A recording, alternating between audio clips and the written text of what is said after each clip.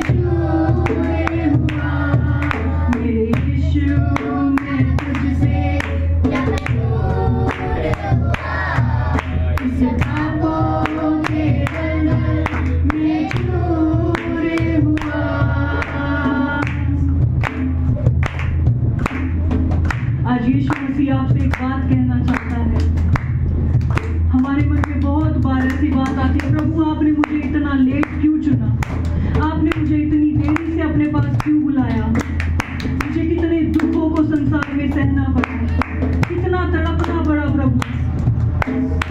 आज यीशु मसीह आपसे कहते हैं, बेटा मैंने तेरी उस तड़प को देखा, मैंने तेरे दुखों को देखा, और अब मैं सब कुछ ज्यों का त्यों करने जा रहा हूँ। अगर गलत है यीशु मैं तुझसे जब दूर हुआ, इस पापों के दलदल में छू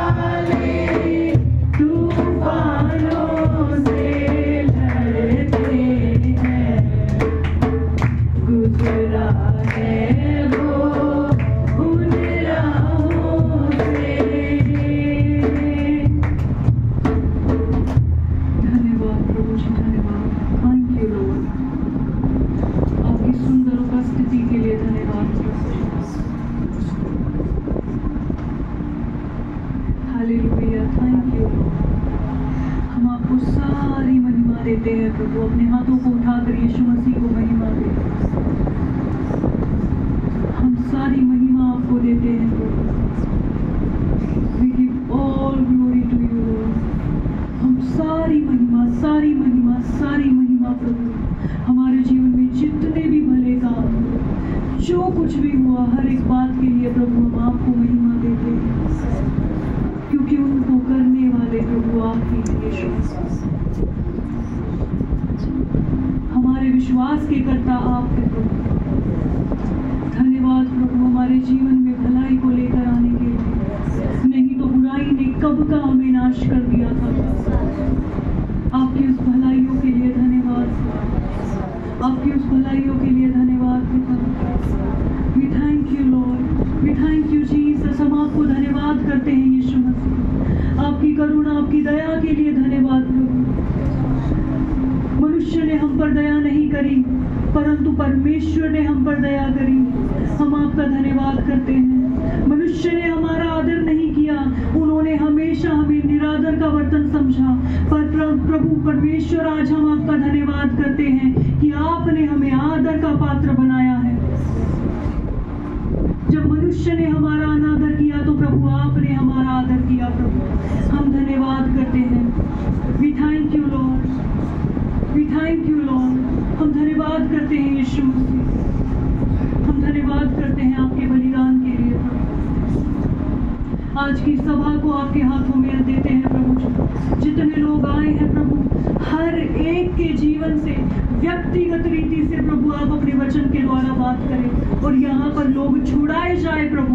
जो पेंतकुस्त के दिन पर जो सामर्थ्य पवित्र आत्मा की उतरी, उसी सामर्थ्य को आज हम यहाँ कलीसिया पर मांगते हैं पिता परमेश्वर।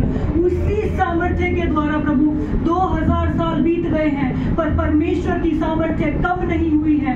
हालेलुया प्रभु, हम प्रार्थना करते हैं उसी सामर्थ्य रीति से प्रभु, जैसे पतरस ने प्रचार किया और 3000 लोगों ने उद्धार पाया, लोगों के हृदय छिद गए, वैसे ही हम प्रार्थना करते हैं आज के वचन के द्वारा लोगों के हृदय छिद जाए प्रभु। वो हमेशा हमेशा के लिए आपके हो जाए, वो हमेशा हमेशा के लिए आपकी आराधना करने वाले बन जाए प्रभु। आज उन लोगों को हम यीशु मसीह के नाम से ले लेते हैं प्रभु, आपके स्वर्गीय राज्य में बुला लेते हैं, और 1000 और 2 10,000 के मुताबिक बन जाए प्रभु जी। हम मांगते हैं प्रभु उसी सामर्थ्य के द्वारा पवित्र आत्मा आज हम पर उतरे, उसी सामर्थ्य के द्वारा जो पेंतकुस्त के दिन पर आप उतरे थे, वही दर्शन प्रभु हम भी प्राप्त करने पाए प्रभु, जो आपके प्रथम चेलों ने प्राप्त किया। वही सामर्थ्य के साथ आप कलीसिया को भर दीजिए प्रभु, भर दीजिए प्रभु। ये कलीसिया आपकी है, अधोलोक के फाटक इस पर प्रबल नहीं हो सकते प्रभु। आप अपनी कलीसिया को बनाए प्रभु और सामर्थी बनाए प्रभु, समाज पर, सरकार पर, पृथ्वी पर राज्य करने के लिए सामर्थी बनाए प्रभु। जैसे पृथ्वी जल से भरी है, आपकी कलीसिया आपकी महिमा से भर जाए प्रभु। Thank you Lord. हम धन्यवाद करते हैं प्रभु, हम धन्यवाद करते हैं, हम विश्वास करते हैं कि आज आप हमारे बीच में अद्भुत कामों को करने जा रहे हैं। धन्यवाद। हर एक बात में आदर, महिमा, जलाल हम आपको देते हैं। इस प्रार्थना और विनती को यीशु मसीह के नाम से मांगते हैं, आमीन। कि आज हम प्रार्थना में शामिल हो पाए और वो लेकर तो मेरी गवाही अभी पिछले 2 हफ्ते की है। मतलब कैसे मेरे साथ इतनी भलाई की है कि सबसे पहले मैं धन्यवाद करती हूँ कि अभी हम फरीदाबाद यीशु मसीह की प्रार्थना में गए थे 12 दिन के लिए। तो सबसे मैं पहले प्रभु को धन्यवाद करती हूँ कि उसने मेरे ऊपर चित लगाया और मेरा ध्यान किया, तभी मैं वहाँ जा पाई हूँ। प्रभु के अनुग्रह से मैं प्रभु यीशु मसीह का बहुत धन्यवाद करती हूँ कि जहाँ पे हमारे लिए कुछ होता है तो प्रभु हमें जरूर लेके जाता है वहाँ पे। तो प्रभु कुछ सिखाने के लिए हमें वहाँ पे लेके गए। मैं प्रभु यीशु मसीह का धन्यवाद करती हूँ। और जिस दिन मेरे को वहाँ जाना था 13 तारीख को, मैं बिल्कुल ठीक थी, बिल्कुल ओके थी, मेरी कोई सेहत भी कोई खराब नहीं थी। पर जैसे मैं वहाँ जाने के लिए तैयार होने लगी तो मेरे सिर में बहुत तेज दर्द होना स्टार्ट हो गया। तो मैं ये समझ गई कि ये सिर का दर्द ऐसा कुछ नहीं है, ये केवल रुकावट है मेरे लिए कि फिर वहाँ पे मैं ना जाऊँ।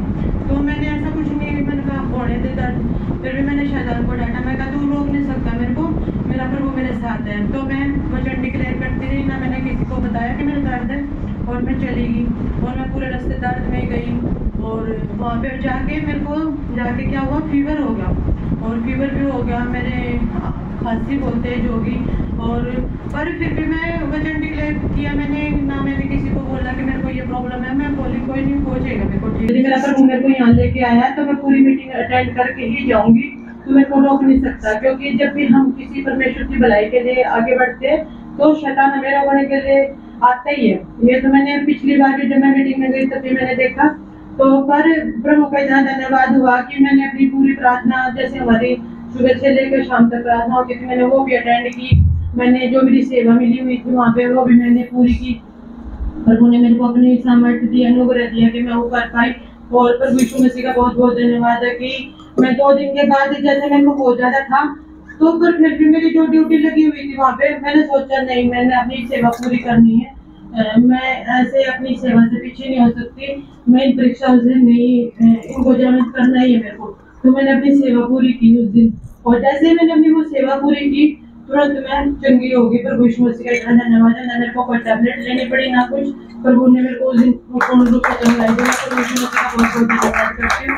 और कल जब हम आने वाले थे तो हम लेट चले थे वहाँ से, पर मैंने प्रभु से प्रार्थना की, और जैसे जैसे मैं बोलती गई, जैसे बस के लिए बोला मैंने या फिर ट्रेन के लिए बोला, उसी रीति से हमें आगे से आगे चीजें मिलती रही। और यहाँ पे आके भी हम लेट हो गए थे तो वहाँ पे बस नहीं थी, फिर मैंने फिर वही बोला, आज्ञा दी कि जैसे हमें वहाँ सिखाया था, तो मैंने आज्ञा दी। तो तुरंत उतने ही पैसे में, जितना मैंने सोचा था उतने पैसे में मेरे को तुरंत की तुरंत ऑटो मिला। और मैं प्रभु का बहुत बहुत धन्यवाद किया मैंने कि जब हम उसके लिए एक कदम भी बढ़ाते हैं तो वो 100 कदम हमारे पास आता है। तो मैं प्रभु यीशु मसीह का बहुत बहुत धन्यवाद करती हूँ कि उसने 14-15 दिनों में मेरे बच्चों को भी सुरक्षित रखा, संभाला, हर एक चीज उसने अवेलेबल करवाई, और मुझे भी हर चीज जो मेरी कई बार कुछ इच्छा थी तो प्रभु ने मेरे को वहाँ जाके वो चीजें, जब उस वचन से मेरे पास आई वो और मेरे लिए डिक्लेयर हुई, तो मेरे को परमेश्वर के प्रेम को ना इतना मैंने नजदीक से देखा वहाँ पे।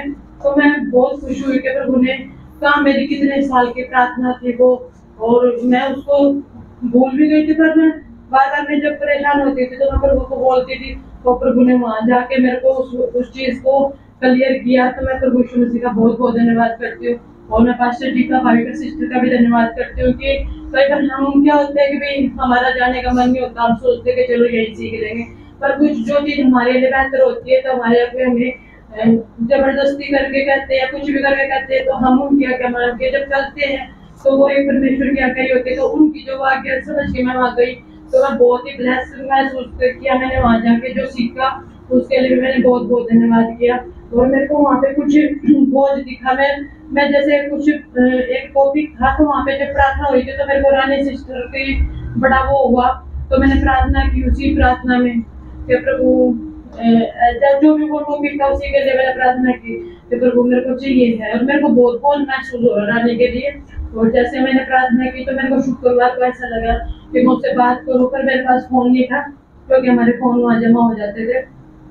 पर जैसे अभी मैंने उसकी गवाही सुनी तो मैं प्रभु के प्रेम को इतना महसूस किया कि प्रभु मैं वहाँ बैठी हूँ, पर उन्हें मेरी वो इच्छा भी मैंने जो मैं सोची थी, पर उन्हें मेरे हर एक बात मेरी उसको मतलब इतना इम्पोर्टेंस दिया। प्रभु का बहुत बहुत धन्यवाद करती हूँ मैं उस गवाही के लिए रानी की। और मैं प्रभु का ना हर पल में इतना मैंने उसके प्रेम को महसूस किया, बहुत महसूस किया। प्रभु का बहुत बहुत धन्यवाद है कि वो मेरे को यीशु मसीह आप हमेशा मेरे साथ चलते हैं, हर एक मेरी इच्छा को पूरी करता है। मैं प्रभु का बहुत बहुत कोटि कोटि धन्यवाद करती हूँ और अपने पास्टर और अपने सिस्टर का भी बहुत धन्यवाद करती हूँ कि वो हमें वहाँ भेजा उन्होंने और हम सीख के आए। मसीह की मेरी गवाही 40 डेज की है चैन प्रेयर की, जो हम ये फास्ट रख रहे थे। तो जिस दिन फास्ट बोलेंगे उस दिन मैं तैयार नहीं थी उसके लिए। जब पास्टर जी ने मेरे को ये सेवा दी तो मैं सोचने लगी मैं कैसे करूँगी, प्रभु जी आप करवाए। और मैंने पास्टर जी को बोल दिया कि पास्टर जी क्या मैं स्कूल छोड़ दूँ, मैं स्कूल में जॉब करती हूँ। तो पास्टर जी ने बोला नहीं छोड़नी नहीं आपको। तो वो ना उनसे तो कुछ बोला नहीं, मैंने घर आके मैंने प्रेयर कर दी, पर वो मैं योग्य नहीं हूँ करने के, पर आप सामर्थ्य परमेश्वर है आप करवाएं। तो मैंने एक दिन भी स्कूल नहीं छोड़ा, कोई घर का काम नहीं छोड़ा, और मैं रेगुलर यहाँ पे 40 डेज तक आती रही। और जैसे परमेश्वर की दया से वो कंप्लीट हुए। और प्रभु ने वो ताकत दी, वो फास्ट में ताकत दी। तो पहले करते थे तब कुछ नहीं होता था। इस बार क्या हुआ कि हमें भूख ही नहीं लगती थी और हम सारा काम करके प्रभु में मतलब खुश रहते थे, उसकी एक अलग से ताजगी को महसूस करते थे। तो मैं धन्यवाद करती हूँ परमेश्वर का कि जो सेवा उन्होंने मेरे को दी, पास्टर जी ने भी हेल्प की, प्रार्थना की और मैं उस चीज को कर पाई। तो मैं बड़ा धन्यवाद करती हूँ सभी और जिन्होंने सहयोग दिया उनका भी मैं बड़ा धन्यवाद करती हूँ कि जिन्होंने फास्ट रखे और प्रभु के लिए अपना सहयोग दिया, उन सभी को भी धन्यवाद है। बहुत सी रुकावटें भी आई, मेरे घर से भी फोन भी आए, मेरे मामा की तबीयत डाउन थी, वहाँ पे जाना भी था। ये भी बोल दिया था कि ऐसे मतलब वो ठीक नहीं होंगे मेरे भाई ने। तो मैंने वही प्रार्थना की, पास्टर जी से भी पूछा, प्रभु की ओर से बोला कि आपको एक सेवा मिली, आपको करना है। तो मैंने अपनी सारी चीजों को छोड़ दिया, मैंने कोई चीज नहीं मांगी अपनी तरफ से। पास्टर जी के पास आके मेरे घर में लड़ाई झगड़ा भी हुआ, तो लड़ाई झगड़ा हुआ नहीं, मतलब होने का माहौल हुआ, पर परमेश्वर ने वो सब कुछ बंद करवा दिया बिना प्रार्थना करवाए, मतलब मैंने नहीं करवाई। और मेरी और एक गवाही है कि मेरे ना काफी दिनों मतलब पूरे होने से पहले मैं ये मांग रही थी, प्रभु जी फास्ट पूरे होने वाले हैं, पर कुछ मेरे को चाहिए प्रभु जी, कुछ तो दिखाएं, कोई चमत्कार दिखाएं, कोई महिमा दिखाएं अपनी कलीसिया में, हमारे जीवनों में। और मेरे पास एक ही सॉन्ग आ रहा था कि मैं कुछ महान करने वाला हूँ, कुछ महान। एक सॉन्ग है वो मेरे को आता नहीं है, किसी पास्टर ने गाया है, तो बस ये एक ही लाइन मेरे को याद आई, मैं कुछ महान करने वाला हूँ। तो मैंने धन्यवाद किया कि परमेश्वर जी वो महान हमारी कलीसिया में कीजिए आप। और जैसे हमारा शुक्रवार को ये लास्ट फास्टिंग थी, तब मेरे पास मैं यहाँ पे आई हुई थी, मेरे अकाउंट में सिर्फ 250 रुपए थे और वो भी किसी और के थे। जब मैं उन पिंकी सिस्टर ने बोला कि इसमें डाल दो, मैंने वो 200 भी डाल दिए, मेरे पास कुछ नहीं रहा। और जब मैं घर गई, मेरे हस्बैंड की जो छुट्टी थी वो 2020 में छुट्टी थी और कलीसिया में आने के बाद ही वो जॉब पे लगे थे, और जैसे कुछ दिन बाद छुट्टी थी तो उन्होंने बोला मेरे को वहां जाने के बाद घर पे कि मैं अकाउंट में पैसे डाल रहा हूँ। तो मैंने धन्यवाद किया परमेश्वर का, और वो बोले चेक करके बता। मैंने बोला कि 10,000 रुपए आए हैं। तो मैंने बहुत बड़ा धन्यवाद किया कि 40 दिन की बातचीत में तो उन्होंने तो इतना दिखाया। और एक मेरी कॉपी 2016 में बनी थी, मैंने 4 बार कोर्ट के मतलब चक्कर लगा लिए थे, पैसे लगा लिए थे, और बार बार मैं जाके बोलती थी, कुछ होता ही नहीं था वहाँ पे। तो जैसे मैंने फिर वो छोड़ ही दिया था काम, और क्या हुआ कि शुक्रवार को फोन आया कि आपकी कॉपी ऑनलाइन हो जाएगी। तो मैंने बहुत बड़ा धन्यवाद किया कि परमेश्वर जी आपने अपना मतलब काम किया है, और मैं बहुत बड़ा धन्यवाद करती हूँ कि वो मतलब कल उसका काम हो चुका है। तो प्रभु ने मेरे इतने सालों से रुके हुए काम को भी करवाया है, और बहुत बड़ा धन्यवाद है प्रभु जी का और पास्टर जी का कि जो वो हमें मतलब मार्ग दिखाते हैं। नहीं तो अगर हमें मार्ग ना मिलता हम स्कूल छोड़ देते या कुछ और अपनी तरीके से करने लगे, माई के भाग जाते। तो मैं पास्टर जी का भी बड़ा धन्यवाद करती हूँ कि वो हमें हर वक्त ऐसे फैसले दे के हमें समझाते हैं, सिखाते हैं और बढ़ाते हैं। उन्होंने पहले भी ऐसे ही किया था, मेरे पास पैसे भी नहीं थे सिक्किम के, लेकिन उन्होंने प्रेयर की, वो सारे इंतजाम हुए, मैं सीख के आई, मैं जाके आई। और अभी उन्होंने जो प्रेयर की तो ऐसा मायके में कुछ भी नहीं हुआ और मैं खुद प्रभु की सेवा कर पाई। तो धन्यवाद परमेश्वर जी का, धन्यवाद प्रभु यीशु का, धन्यवाद पास्टर जी का। यह पहली गवाही मेरी ये है कि अगला पहले से खड़े हो जाओ। जो पहली गवाही ये है कि जब मैं नई वकील बनी थी तो उस समय पे क्या हुआ कि मैं परमेश्वर के वचन पढ़ती थी, तो परमेश्वर के वचन का भय मेरे अंदर आने लगा। उस समय पे शुरू हुआ तो परमेश्वर के वचन में ऐसा लिखा हुआ था कि तू घूस ना लेना, और इस बात का डर मेरे अंदर आ गया कि परमेश्वर ने बोला कि घूस नहीं लेना। भैया मैं सब कुछ छोड़ सकती हूँ पर परमेश्वर को नहीं छोड़ सकती। तो क्या हुआ, जब मैं नई वकील बनी, अब मुझे किसी फॉर्म के अंदर अपना इंटरव्यू वगैरह देने के लिए जाना था, और क्या हुआ कि मैं जब इंटरव्यू देने के लिए गई, क्योंकि मैंने परमेश्वर के वचन को पकड़ा हुआ था, तो मैंने वहां पे सर से जाते ही साथ डायरेक्टली मैंने उनको एक ही चीज बोली, मैंने कहा सर मैं घूस नहीं दूंगी। हालांकि सामने वाले जो व्यक्ति थे वो भी विश्वासी थे, पर मैंने उनको वो बात बोली कि सर मैं घूस भी नहीं दूंगी और झूठ भी नहीं बोलूंगी, ये दोनों काम मेरे से नहीं हो पाएंगे। और हमारी वकालत के अंदर सबसे ज्यादा ये प्रसिद्ध ही लोग इन कामों के लिए होते हैं, घूसखोरी के लिए भी और झूठ के लिए भी। तो जब मैं अपने ऑफिस में होती थी तो लोग मजाक उड़ाते थे, मेरा मजाक बनाते थे कि अरे जब तुम ये 2 काम ही नहीं करोगे तुम तो गलत प्रोफेशन में आ गए, तुम तो गलत जगह पे आ गए हर जगह पे। फिर जब मैं लोगों को काम करते हुए देखती थी तो मैं देखती थी कि आपको हर कदम कदम पे आपको कहीं ना कहीं कुछ ना कुछ पैसे देने लेने, झूठ ये वो सब कुछ करना ही होता है। और मैं भी थोड़े टाइम के बाद सोचने लगी कि प्रभु कहीं गलत जगह पे सच में तो नहीं भेज दिया आपने मेरे को कि मैं कैसे यहाँ पे काम कर पाऊंगी। तो जब मेरी ट्रेनिंग वहां पे चल रही थी, ट्रेनिंग के बाद मुझे कोर्ट भेजा जाता था। मैं प्रभु का आज धन्यवाद करना चाहती हूँ, जिस वचन को मैंने पकड़ा, उस वचन को पकड़ने के बाद मेरे सामने कभी भी ऐसी कोई परिस्थिति आई ही नहीं जिसमें कि मुझे कहीं घूस देनी पड़े या झूठ बोलना पड़े, किसी को झूठा न्याय करवाना पड़े, ठीक है, या किसी को निर्दोष को कोई फंसाना पड़े या किसी की झूठी गवाही देनी पड़े। मेरे सामने परमेश्वर ने एक ऐसे सीधे मार्ग को बना दिया जिसमें कि मैं इन बातों में कभी फंसी ही नहीं। और 5 साल मेरी प्रैक्टिस को हो गए पर कभी भी प्रभु ने मेरे को इन सब चीजों में फंसने नहीं दिया। मैं यीशु मसीह का बहुत धन्यवाद करती हूँ आज इस बात के लिए। और असल में ये जो गवाही है ये परमेश्वर के भय की गवाही है कि जब हम परमेश्वर के भय को स्वीकार करते हैं तो वो हमारे लिए सीधा मार्ग निकालता है।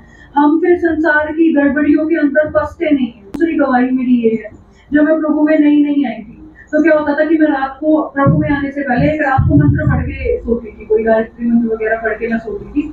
और जब मैं प्रभु में आई तो क्या हुआ कि मैं प्रभु में आने के बाद मैं बाइबल पढ़ के सोने लगी। रात को मैं उठती, बाइबल पढ़ती और फिर मैं सोती। तो क्या हुआ, शुरू में मेरे साथ क्या हुआ, जैसे ही मैं आँख खोलती थी तो मुझे ऐसा लगता था कि मेरे ऊपर ना कोई दुष्ट आत्मा बैठी हुई, ठीक है, मेरे ऊपर कोई दुष्ट आत्मा बैठी हुई है। और आँख खुलने के बाद भी ना आधे घंटे तक मैं बेड पे ऐसी सीधी लेटी रहती थी, मैं हिल डुल नहीं पाती थी, उठ नहीं पाती थी। और जब हमारे घर में प्रार्थना हुई तो क्या हुआ कि उस समय पे मैंने जैसी प्रार्थना हुई उसके बाद मैंने तुरंत किसी कलेश को देखा, ठीक है। आमतौर पे तो लोगों के दिमाग में यही बात आती है कि अरे क्या हमने करवा लिया, घर में तो कलेश आ गया, हमारे घर में तो ये आ गया वो हो गया, ठीक है। मैं आपको बताती हूँ मेरे दिमाग में प्रभु ने क्या बात डाली, कुछ तो है अभी यीशु मसीह, कुछ तो है जो हमें जानने नहीं दे रहा, कुछ तो है जो सच्चाई से हमें दूर रखना चाह रहा है, जो यीशु मसीह के पास नहीं हमें आने दे रहा। कुछ तो सच्चाई है यीशु मसीह में।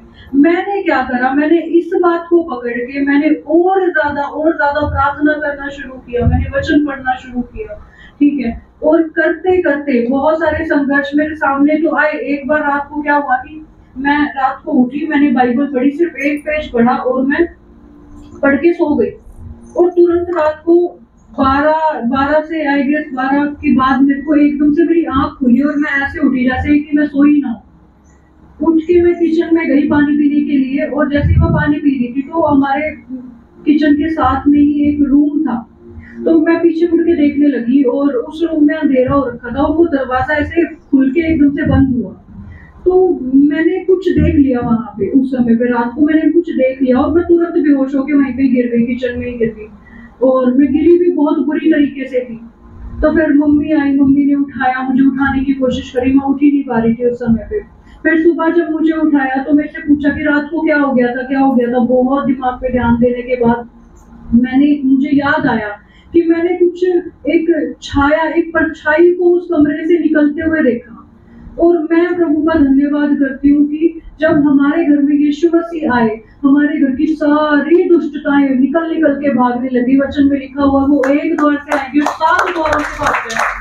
मैं प्रभु का बहुत धन्यवाद करती हूँ कि परमेश्वर ने उन सारी दुष्ट आत्माओं को निकाल दिया। और यीशु मसीह का नाम कितना शक्तिशाली है कि कोई भी चीज हमारे जीवन के ऊपर से प्रभाव नहीं डाल सकती। मेरा नाम तनिषा, मैं आपको मेरी गवाही ये है कि जैसे मैं सेवा में था तो रक्षित है वो मेरा भाई है, तो वो फरीदाबाद गया तो उसकी सेवा मेरे को मिल गई। फिर मैं सेवा के लिए मैं गया। फिर जैसे कि मुझे लगा, ऐसे लगता था कि मैं कैसे करूँगा, रक्षित की क्या सेवा है, कैसे करूँगा, ऐसे क्या करूँगा, ये तो मुझे पता भी नहीं। तो ऐसे लगता था मुझे। फिर मैं सेवा में आया। सेवा में आने के बाद ना जैसे मैं कहने लगा तो जो चीज मुझको लगती थी कि वो मेरे पे हो नहीं सकती, जो वो मेरे पे हो नहीं पाएगी, वो मेरे साथ होने लग गई। वो चीजें मैं कहने लग गया और ऐसे कहने लग गया जैसे वो मुझे बहुत अच्छे से आती थी। जैसे और वो सेवा में कहने लग गया अच्छे से। और फिर मैंने सोचा कि फिर जैसे कोई सामान होता है, रखित सामान में हो जाता है तो उसमें ना जो सामान होता है वो मैं सोचता था कि क्या पता गिर जाएगा, ऐसा हो जाएगा सामान। तो जैसे मैं सामान लाने लगा तो ऐसा हो रहा था कि कोई भी सामान मेरे पे गिरा नहीं। और फिर मैंने सारी सेवा करी और मैंने किसी भी सेवा से ना नहीं करी। मैंने सारी सेवा करी और किसी में भी कोई सामान नहीं गिरा। जैसे कि बाहर गिर जाता है, जैसे हम सामान लाते हैं तो गिर जाता है, तो मेरे पे एक भी सामान नहीं गिरा और मैं अच्छे से सेवा करने पाया। मेरी ये गवाही सुनी को जय मसीह की। मेरे नाम पूर्वी गाँव, मैं बकोली गाँव से आती हूँ और ये 40 डेज की फास्टिंग प्रेयर में मैंने भी उपवास किया था। तो ना मेरा न्यू सेशन स्टार्ट हुआ तो ना मैंने अपनी मम्मी को बोला मम्मी बुक्स। मम्मी बोली अप्रैल की बिल्कुल लास्ट में दिल लाऊंगी। मैंने बोलते ठीक है चलो, पर मेरे मन में था मैं लास्ट में लेके जाऊंगी बुक्स। मैंने प्रेयर की प्रभु जी मुझे तो अभी चाहिए बुक्स। और ना फिर ना उसके 2 दिन बाद मेरी मम्मी बोली कि चलो बुक्स लेने चलेंगे। फिर बुक्स आ गई मेरी। तो ना फिर दूसरी गवाही मेरी है ना, पिछली बार मैं मम्मी जब फरीदाबाद परमेश्वर की मीटिंग में गई थी ना तो ना मेरे को फीवर हो गया था। तो अब की बार मैंने स्टार्टिंग से ही अभी गई ना तो मैंने पहले बोल दिया था प्रभु जी अब की बार नहीं मेरे को फीवर आना चाहिए। और अब की बार मेरे को पता भी नहीं लगा कब बीत गए दिन। तो प्रभु यीशु मसीह के इसके लिए धन्यवाद। सभी को जय मसीह। सभी को जय मसीह। हम 12-13 दिन के लिए फरीदाबाद मीटिंग में गए थे। प्रभु हमें अच्छी तरह सुरक्षित लेकर गए, सुरक्षित लेकर आए और प्रभु ने हमारे लिए सब अच्छे से मार्ग तैयार किए जैसा हम चाहते थे। और पहली गवाही तो मेरी ये है कि मेरे को नहीं बहुत ज़्यादा डर लगता था वो मेट्रो में जाने से पहले। नंबर 1 लेवल में गए हैं तो मेरे को चलने वाली गाड़ियों से बहुत ही ज़्यादा घबराहट होती, डर होता था बहुत ज़्यादा। और वहाँ का अलग ही सिस्टम था कि मेरे को पता नहीं था। तो आशीष से कहती थी कभी मैं पिंकी सिस्टर से वो टिकट वगैरह स्कैनर वाली टिकट होती है जो लगानी पड़ती है वहाँ पे। और आशीष ने मेरे को बताया कि इसमें मेरे एक बार टांग भी फंस गई तो मेरे को भी घबराहट हो गई। तो इन्होंने मेरे लिए आशीष को करिए मेरा तो मेरे टिकट लगा, कभी पिंकी सिस्टर ने लगा। तो पहले लेवल में ऐसे ही हुआ लेवल में, तो अब की बार वो ऐसा नहीं रहा। परमेश्वर का धन्यवाद। कल भी मेरे साथ वही डर मेरे अंदर काम कर रहा था। तो मैंने बोल परमेश्वर से बोला ये पिंकी सिस्टर बोली वहाँ पे आके तो पाँच बच्चे जहाँ पे हमें छोड़ के गए थे कि भी यहाँ पे मैं उसको वो मेरे को याद नहीं जहाँ पे छोड़े गए थे कि भी पिंकी सिस्टर बोली बस में जाना है ट्रेन मेट्रो में। तो मैं बोली बस में जाऊँगा ताकि वो पानीपति चाहिए बनानी पड़े सिटी पानीपति चलेगी वो। तो फिर मैंने वहाँ अच्छे से किसी को नहीं बोला। वहाँ जैसे ही मैंने टिकट ली तो स्कैनर वाली मैंने खुद ही अपने आप ही ऐसे ही सब कुछ किया। और वो चलने वाली गाड़ी अपने दिन से भी आके मैं तो बोलने की जरूरत नहीं पड़ी, सारा काम खुद ही किया। फिर नहीं बोलने मेरे डर को कुछ धन्यवाद करती। और वहाँ पे परमेश्वर जी सुरक्षित लेकर आए, हमको अच्छे से सिखाया और समझाया भी। रात में हमारी गवाही भी की और जो हमें सेवा मिली थी वो भी सेवा हमें अच्छी तरह से ना कोई थकावट हुई। जबकि हम बार बार सीढ़ियों पे भी चढ़ते करते थे और कोई भी थकावट नहीं हुई। परमेश्वर का धन्यवाद करते, कोई बीमारी नहीं हुई। यीशु जी का धन्यवाद करती हूँ। और मैं अपने पास्टर जी और हमारे सिस्टर जी का भी तहे दिल से धन्यवाद करती हूँ कि हमको साहित्य वहाँ पर भेजने के लिए, इसलिए पास्टर जी का भी धन्यवाद। परमेश्वर को, प्रभु यीशु मसीह को अपने जीवन में और ज़्यादा काम करते हुए देखिए, उन्हें और देखने का प्रयास कीजिए कि वो कैसे हमारे जीवन में काम कर रहे हैं, कैसे प्रभु यीशु मसीह के साथ हमारा जीवन चल रहा है। आप उसे देखने का कोशिश कीजिए। आप प्रभु यीशु से बात करिए, प्रभु से बात कीजिए, आप उससे बात करेंगे, वो आपको जवाब देगा। आप उसके वचन को पढ़ेंगे, वो वचन आपसे बात करेगा, आपको बुद्धि मिलेगी, आपको समझ मिलेगी। उस वचन के द्वारा आप परमेश्वर से प्रार्थना में मांगेंगे, आपकी प्रार्थनाओं को सुना जाएगा और उस वचन के अनुसार आपके जीवन में काम किया जाएगा। जब आप वचन को पढ़ना शुरू करेंगे, मैं आपको कुछ कहता हूँ, जब आप वचन को पढ़ना शुरू करेंगे, वचन आपके जीवन में आके आपको नया कर देगा, वो आपको बदल देगा मेरे बेटे। Hallelujah, hallelujah. बस ये नया हो जाने का मतलब क्या है? पुराना जीवन जो पाप में बेकार हो चुका है, जो सिर्फ एक मृत्यु के काबिल बचा हुआ है, वो जीवन आपसे हटा दिया जाएगा और आप एक नया जीवन पाएंगे जो कि परमेश्वर ने आपके लिए रखा है, कि आप नाश ना हो परंतु अनंत जीवन। समझ पा रहे हैं? उस अनंत जीवन के लिए आप बदलते जाएंगे, आप नए होते जाएंगे, ताकि आप अनंत जीवन में परमेश्वर के साथ रह सकें। Hallelujah, hallelujah. ठीक है जी, उसी की हमने गवाहियां सुनी है। तो वो शुभ संदेश क्या है जिसके द्वारा ये सब काम हुए? कि यीशु मसीह हमारे लिए इस जगत में आया, वो मारा गया, गाड़ा गया और तीसरे दिन मुर्दों में से जी उठा। यीशु मसीह जिंदा है मेरे प्रिय, आप उन्हें पुकारिए। बाइबल में ऐसा लिखा है, संकट के समय तू मुझे पुकार, मैं तेरी सुनकर तुझे छुड़ाऊंगा और तेरी महिमा को बढ़ाऊंगा। हमें कई बार क्या लगता है, झूठ क्या आता है हमारे जीवन में, अरे हर बार दिक्कत आती है तू तो प्रभु प्रभु करने लग जाता है, प्रभु को पुकार, तेरे बस का तो कुछ भी नहीं है। तो ठीक है ना, नहीं है मेरे बस का कुछ भी, पर मेरे प्रभु के बस का सब कुछ है। शैतान जब आपको इसी तरीके की बातें आपके सामने कहे ना, उसको बोलना कोई बात नहीं है मेरे बस का कुछ, पर मेरे यीशु के बस का सब कुछ है। आमीन। वो हरा देगा तुझे वो पहले भी हरा चुका है, वो आगे भी हराएगा तुझे। आमीन। आपके जीवन में कितनी दिक्कतें हैं, वो हट नहीं रही है, बार बार अड़ जाती है, बार बार अड़ जाती है। पुकारो यीशु मसीह को, लिखा है बाइबल में, लिखा है पुकारो उसका नाम, संकट के दिन तू मुझे पुकार, ऐसा ही तो लिखा है।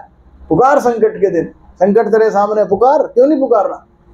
लगा आवाज, यीशु मसीह मुझे बताइए, यीशु मसीह की। और मैं कहता हूँ आपको तो ये दिखा रहा है शैतान कि आपकी इज्जत कम होगी, मैं कहता हूँ आपकी इज्जत को बढ़ा देगा। आमीन। आपकी इज्जत को बढ़ा देगा बेटे, बढ़ जाएगी आपकी इज्जत, कभी कम नहीं होगी। मैं सच कहता हूँ, कभी कम नहीं होगी। हालेलुया। उसे पुकारे, उसके वचन को याद करें उस समय पे कि प्रभु तेरी क्या आज्ञा है इस समय पे। मान लीजिए कोई परिस्थिति आपके सामने, उसकी आज्ञा को याद करें।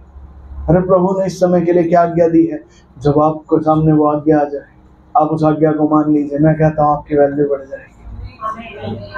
तो समझ पा रहे हैं, आपकी वैल्यू बढ़ जाएगी। हालेलुया। ठीक है, आइए एक वचन से हम देखेंगे का 11 अध्याय,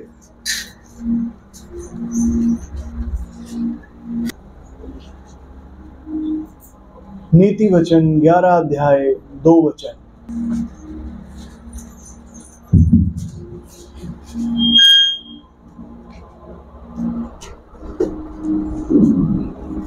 जब अभिमान होता तब पर अपमान भी होता है,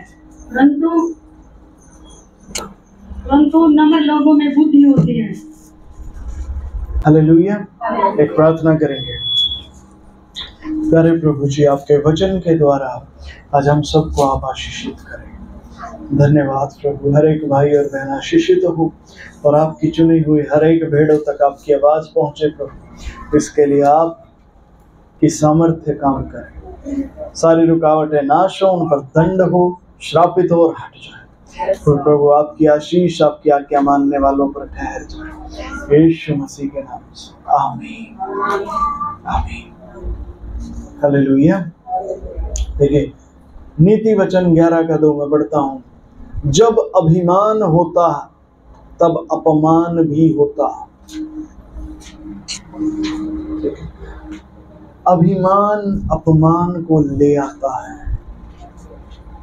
पाशी अभिमान क्या होता है? हमने बहुत सुना इसके बारे में, पर हमें तो समझ ही नहीं है, हमें पता ही नहीं अभिमान क्या होता है। अभिमान घमंड को कहते हैं, घमंड को कहते हैं। पाशी बोलते तो सुना है हमने लोगों को अभिमान अभिमान, पर हम खुद से नहीं जानते कि क्या है अभिमान। मतलब हमें एक्चुअल में पहचान नहीं है अभिमान की, कि अभिमान को पहचाने कैसे हम, कैसे उसकी पहचान करें, क्या होता है अभिमान। हम तो जानते ही नहीं अभिमान को। हम तो दूसरों के अंदर दिखता है, अपने अंदर तो कभी वो दिखाई ही नहीं देता। कैसे उस चीज को हम हटा सकते हैं? बाइबल में एक बात लिखी है, हमें पिछले दिनों कलीसिया में सिखाया गया था कि जब आपको कोई चीज दूसरे के अंदर दिखाई दे रही है, चाहे आपके घर परिवार के लोग हैं, चाहे आपको मिलने जुलने वाले लोग, अगर आपको कोई चीज उनके अंदर दिख रही है, आप जानते हैं क्या है? जरूरी नहीं कि वो चीज उनकी है, वो चीज आपकी होती है। वो तो एक दर्पण की तरह है, एक शीशा है, एक मिरर है, जिसमें आपको अपनी परछाई दिखाई दे रही है। आपको आपके सामने कोई घमंडी लोग दिख रहे हैं, जान जाइए बेटे, घमंडी जरूरी नहीं है वो हो सकता है आपका घमंड जो दिख रहा है। पश्चिम पर हम कंफर्म कैसे हो सकते हैं? मैं कहता हूँ 90% है वो आप ही की परछाई होती है, 90% तक वो आप ही की परछाई होती है। कि बहुत कम चांस होते हैं कि सामने वाला आपको दिखाई दे। आपको आप ही दिख रहे हैं, आपको आपके सामने जिद्दी लोग दिखाई दे रहे हैं। मैं आपको कहता हूँ आप जिद्दी हैं, वो लोग क्या हैं क्या नहीं छोड़ दीजिए, आपको आपकी परछाई दिखाई दे रही है, आप जिद्दी हैं। आपको अपने चारों तरफ अड़ियल लोग दिखाई दे रहे हैं, एक्चुअल सच्चाई है आप अड़ियल हैं। पश्चिम क्या सच में यही बात है? आपको दिखाई दे रहा है, अरे मैं किसी को कुछ बताता हूँ वो सुनते नहीं है, मानते नहीं है बात को। एक्चुअल में आप हैं ऐसे, आप किसी को कुछ कह रहे हैं, वो नहीं सुन रहा। एक्चुअली आपको परमेश्वर कुछ कह रहा है और आप सुन नहीं रहे, आप अड़ियल हैं। ये बहुत गंभीर बात है, बड़े ध्यान से सुनिएगा। इसी से ही आपको पता चलेगा कि आपके अचल में क्या बात है। किसी ने अपनी आंखों से अपने ही मुंह को देखा है कभी? शीशे में ही देखते हैं ना, या अपनी आंख ऐसे निकाल के घुमा के अपने मुंह को देख लेते हो? नहीं ना देखते। वैसे ही आपको जब चीजों को देखना है तो आपको दर्पण में ही देखना पड़ेगा। और एक मनुष्य दूसरे मनुष्य का दर्पण है बेटे। आपको अगर अपने चारों तरफ लड़ाई झगड़ा करने वाले लोग दिखते हैं तो एक बात जान लीजिए, आप झगड़ालू हैं। आपको क्षमा मांगने की जरूरत है झगड़ालूपन के लिए। आपको परमेश्वर के सामने जाने की जरूरत है कि प्रभु मुझे क्षमा करे, मैं झगड़ालूपन को छोड़ता हूँ। आपको अपने चारों ओर घमंडी लोग दिख रहे हैं तो घमंड करते हैं, अड़ जाते हैं किसी भी बात पे। मैं आपको कहता हूँ आप घमंडी है बेटे, आप घमंडी है। वो लोग घमंडी नहीं है, आप हैं घमंडी। वो तो दर्पण है, वो तो दर्पण है, मिरर है वो तो, जो आपको दिखा रहा है। बस ये बातें कितनी प्रतिशत सही हैं? 100%। इनमें कोई फेरबदल नहीं है, कोई फेरबदल नहीं है।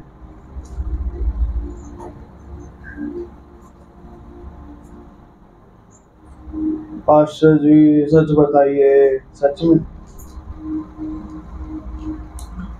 यीशु मसीह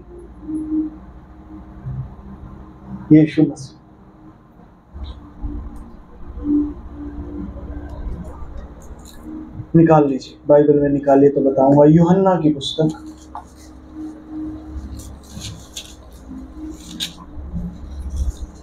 उसका 4 अध्याय है।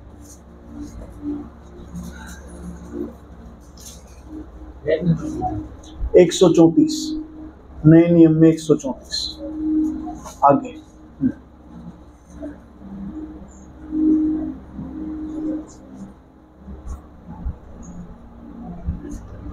उसका 4 अध्याय और 7 वचन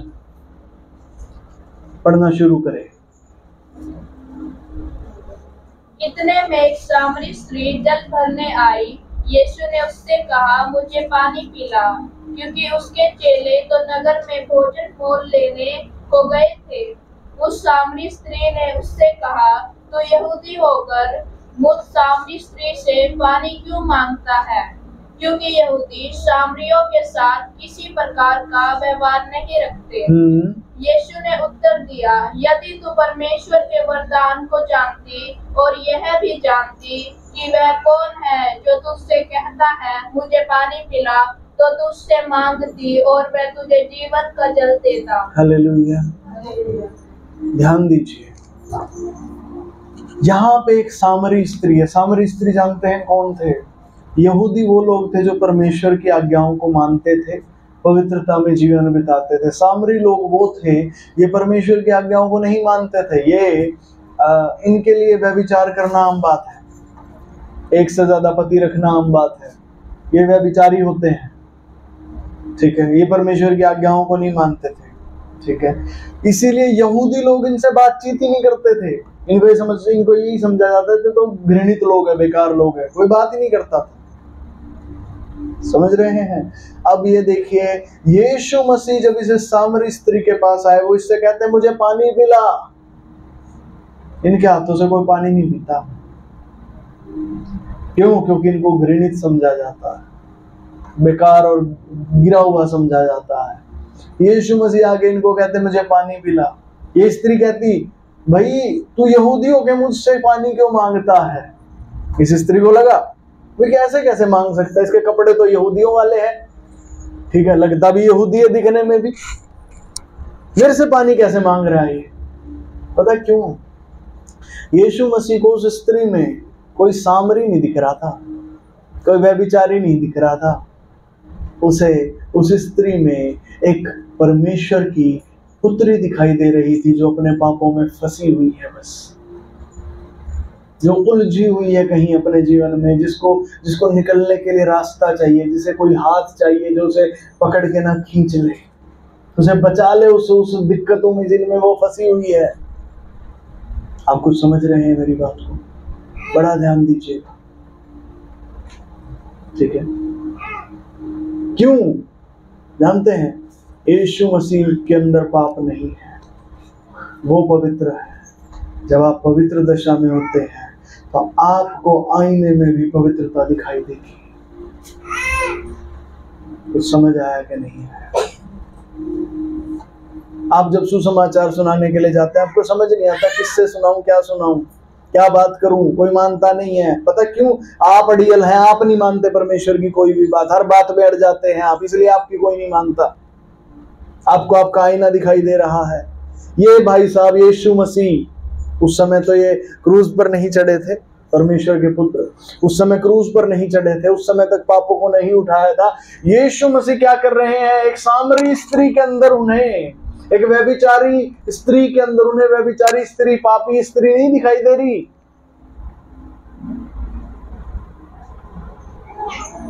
इनको एक बेटी दिखाई दे रही है, ये बेटी है, इसे निकलना है। क्यों? पाप अंदर नहीं है तो बाहर से भी नहीं दिखेगा। आपके अंदर बुराई नहीं है तो आपको बाहर भी नहीं दिखेगी बेटे। अगर आपको दिख रही है बाहर तो समझ जाइए ये आपका दर्पण है। मैं क्या करूं? क्षमा मांग यीशु मसीह से, घुटने टिका, बैठ प्रभु के सामने, प्रभु मुझे क्षमा कर, ये दिक्कत मेरे सामने है, ये कहीं मेरे अंदर है, मुझे माफ कर प्रभु, आज से मैं नहीं दोहराऊंगा इसे, मुझे शुद्ध कर आज। क्षमा मांगिए बेटे। आपसे कहता हूँ क्षमा मिलेगी, क्षमा मिलेगी और आप बदलाव देखेंगे अपने जीवन में, आप बदलाव देखेंगे अपने जीवन में। अब देखते हैं कि लोग मुझसे कठोर हैं, कठोरता से बात करते हैं। एक्चुअली तू कठोर है बेटे, तू कठोर है। लोग मेरी बात नहीं सुनते, बात नहीं मानते, परिवार के लोग भी ज्यादा नहीं सुनते मेरी, तू नहीं सुनता तो सुन परमेश्वर की बात, देख तेरी हर कोई सुनने लगेगा। तू मानना सीख, तू क्षमा मांग प्रभु से आके, प्रभु मुझे क्षमा करे, मुझे माफ करे। मेरे घर में झगड़ा कलेश है जी, मेरे साथ तो हमेशा कलेश होता, क्योंकि तू कलेशियाई है, इसीलिए तेरे साथ हो रहा है, क्योंकि तू हर चीज में कलेश करना चाहता है, तेरे अंदर कलेश है। क्षमा मांग प्रभु से आके, ये प्रभु मुझे क्षमा करे, मेरे अंदर के कलेश को हटाए और मैं नहीं रखूंगा इस कलेश को। आपके अंदर रहता है हर टाइम, बहनों के अंदर होता है। नहीं नहीं जी, हम तो बहुत अच्छे, हम तो शांति चाहते, चाहता जो मर्जी हो तू, पर तेरे अंदर तूने कलेश को छुपा रखा है। जरा सी कोई बात होती, रुक मैं देखता हूं, मैं देखता हूं, मतलब तेरे अंदर कुछ है ना भाई, जो देखेगा जाके, कलेश है तेरे अंदर, जाके मचाएगा बाहर, देखेगा वो जाके। पास्टर जी अगर हमारे अंदर कलेश की बजाय शांति होगी तो क्या होगा? ध्यान दीजिए, अगर तेरे अंदर कलेश की जगह शांति होगी तो बताऊं क्या होगा? तो प्रभु के पास जाएगा, प्रभु देख लेंगे, समझ आ रहा है? तेरे अंदर नहीं आ सकता ये कि प्रभु देख लेंगे, कभी नहीं आएगा। तू एक्टिंग जरूर कर लेगा, हकीकत में नहीं आएगा, क्योंकि तेरे अंदर कलेश बसा रखा तूने। तुझे भरोसा ही कलेश पे, आज तक कलेश से जीता हूं, आगे भी कलेश से जीतूंगा। नहीं जीतेगा, परमेश्वर के राज्य में प्रवेश नहीं करेगा। नहीं कर सकता तू प्रवेश परमेश्वर के राज्य में। तुझे मन फिराना पड़ेगा, तुझे तुझे तुझे छोड़ना पड़ेगा इन बुरी चीजों को, तब जाके तू परमेश्वर के राज्य में प्रवेश करेगा। यदि तू नहीं छोड़ेगा, सुन, तुझे छोड़ दिया जाएगा तेरे हाल पे। नहीं जी, यीशु मसीह के साथ मेरी दोस्ती है। यीशु मसीह बादलों पे जाते ये कह देगा, मैं तुझे नहीं जानता हे कुकर्म करने वाले। पास्टर जी आप तो भयभीत कर रहे हैं, तो हो जाओ भयभीत। परमेश्वर का भय अपने पास रखो। लिखा है बाइबल में, परमेश्वर के यहाँ किसी का पक्षपात नहीं होता, वो पक्षपात नहीं करता। तुझे तो लग रहा है मेरी तो यीशु के साथ दोस्ती, मेरी तो पास्टर जी के साथ अच्छी वो है, होने दे। उद्धार थोड़ी हो जाएगा तेरा से। परमेश्वर के साथ उसकी आज्ञाओं पर चल, उसकी बुराइयों को दूर कर, अपने से मन फिरा उनसे, सत्य में अपना जीवन बिताना शुरू कर। मैं कहता हूं परमेश्वर देख तेरे जीवन को कैसे उठाएगा। कौन रोक देगा तेरी बढ़ोतरी को? कोई नहीं रोक सकता। जब परमेश्वर तुझे उठाएगा, कौन किसमें इतनी दम है कि परमेश्वर को रोक दे? किसमें ताकत के परमेश्वर को रोक दे तेरी बुलाहट को पूरा करने से? तेरे को परमेश्वर ने बुलाया कि मैं तेरे द्वारा जातियों को बचाऊंगा, उद्धार दूंगा बहुत से लोगों को, कौन रोक देगा? जब परमेश्वर ने कहा मैं करूंगा तेरे द्वारा, कौन रोक देगा आपकी बुलाहट को? समझ रहे हैं? कोई नहीं रोक सकता। तू मन फिरा, तू मन फिरा, क्षमा मांग ईश्वर से। पास्टर जी अभिमान को भी ऐसे ही देखा जाएगा, पूरी रीति से ऐसे ही दिखेगा अभिमान भी। हालेलुया। अभिमान भी पूरी रीति से ऐसे ही दिखेगा।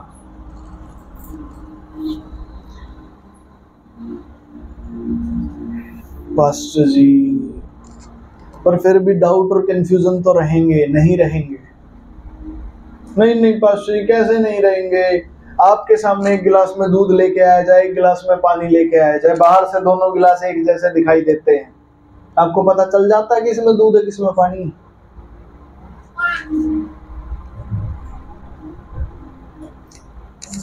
अगर ढक्कन हटा दिया जाए फिर लग जाएगा पता?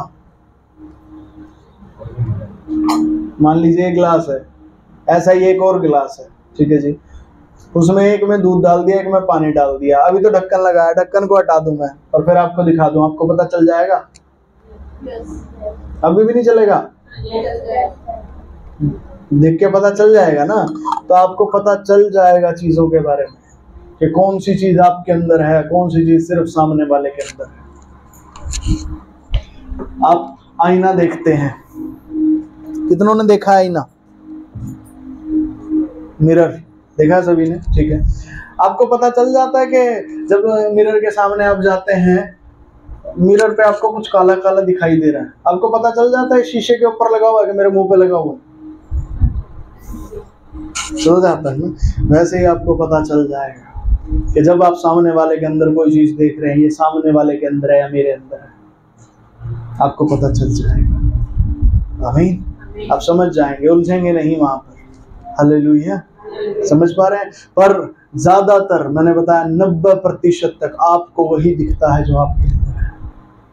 90% तक वही दिखाई देता है जो आपके अंदर है। इसलिए आप जान जाइए इस बात को, शीशा देखना शुरू कीजिए। हालेलुया। और क्षमा मांगना शुरू कीजिए, मन फिराइए। मैं कहता हूँ प्रभु आपके जीवन में काम करेंगे। आमीन। अब आते हैं वचन पर, अब ये समझ आएगा आपको। जब अभिमान होता तब अपमान भी होता है। नीति वचन 11 का 2। जब अभिमान होता तब अपमान भी होता है। आपके जीवन में आप देख रहे होंगे कितनी सारी जगहों पर जहां आप सम्मान नहीं पाते हैं, आप अपमान को देखते हैं अपने जीवन में।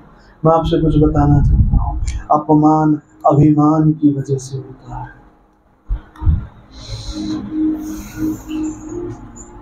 जैसे केले का छिलका केले का छिलका देखा सभी ने? पड़ोसी से पूछो, केले का छिलका देखा है?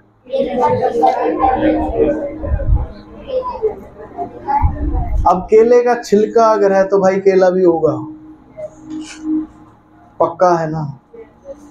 बिना केले के छिलका कैसे हो गया? पेड़ पे भी नहीं लगेगा ना। अगर केला नहीं है तो छिलका भी नहीं आएगा, केला है तो छिलका होगा। अभिमान और अपमान ऐसी ही चीज है। अगर अभिमान नहीं है, मैं कहता हूं अपमान नहीं होगा। अपमान छिलका, अभिमान केला। अब अपमानित होते हैं, अपमानित होते हैं क्यों? अभिमान की वजह से। अभिमान आप रखते हैं। पास्टर, अभिमान रखने में क्या गलत है? गलत अभिमान रखने में ये है कि आप अभिमान व्यर्थ की बातों पर रखते हैं। आपको अगर अभिमान करना है तो परमेश्वर पे कीजिए। पास्टर जी, हमने परमेश्वर पे भी अभिमान किया था एक बार, और परमेश्वर की वो बात पूरी नहीं हुई तो हमारा अभिमान वहां टूट गया। अभिमान तो ऐसे ही थोड़ी है कि तेरे मन के हिसाब से तो कुछ भी परमेश्वर को बना देगा। परमेश्वर तेरे मन की कोई आकृति नहीं है कि जैसा तू उसको सोचे वैसा ही वो होगा। नहीं, परमेश्वर तो परमेश्वर है। तेरा मन तो कुछ भी बना देता, तेरे मन के हिसाब से थोड़ी होती है चीजें। ये क्या कर रहे हैं आप? तेरे में होती है कि जैसा तू अपने मन में सोच रहा है वैसा ही परमेश्वर हो जाएगा। तो फिर यही करना शुरू कर दिया। बंद कीजिए इसे, बंद। परमेश्वर तेरे, खड़ा हो जा। परमेश्वर तेरे मन की चीजें नहीं, क्यों हंस रहे हैं उसकी तरफ देख के? ऐसे ही करना है तूने भी। आपके मन की कोई आकृति नहीं है। आप परमेश्वर को अपने मन की एक आकृति बना देते हैं। जैसा मैं सोचूंगा उसको किसने देखा? जैसा मैं सोचूंगा वो तो वैसा ही है।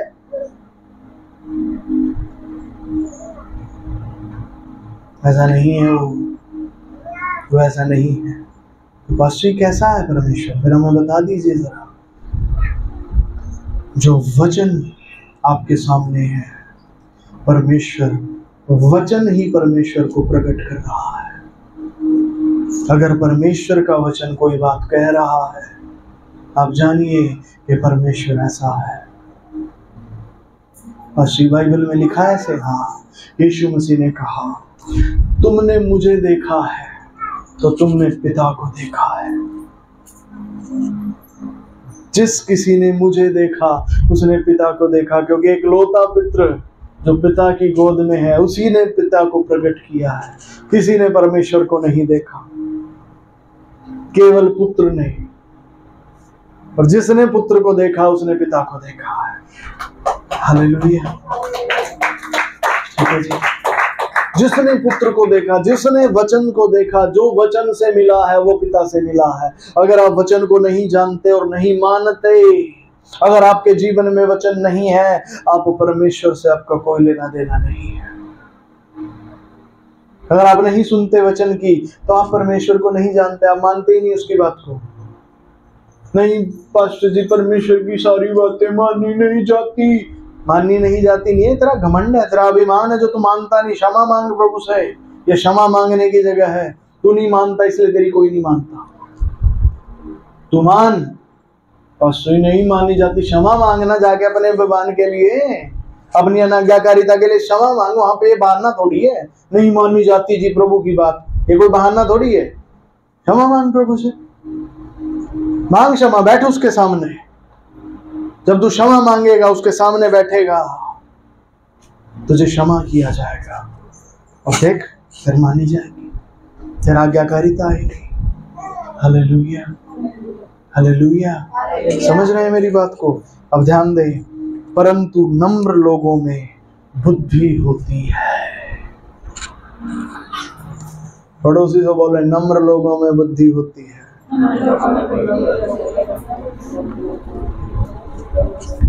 नम्र लोगों में बुद्धि होती है। पास्टर क्या होता है ये बुद्धि, और क्या होता है नम्रता?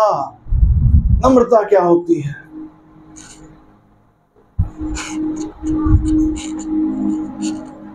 एक बार क्या हुआ पता है? यीशु मसीह को पकड़ने के लिए, पढ़ लेते हैं निकालिए। कहाँ है 10 वचन?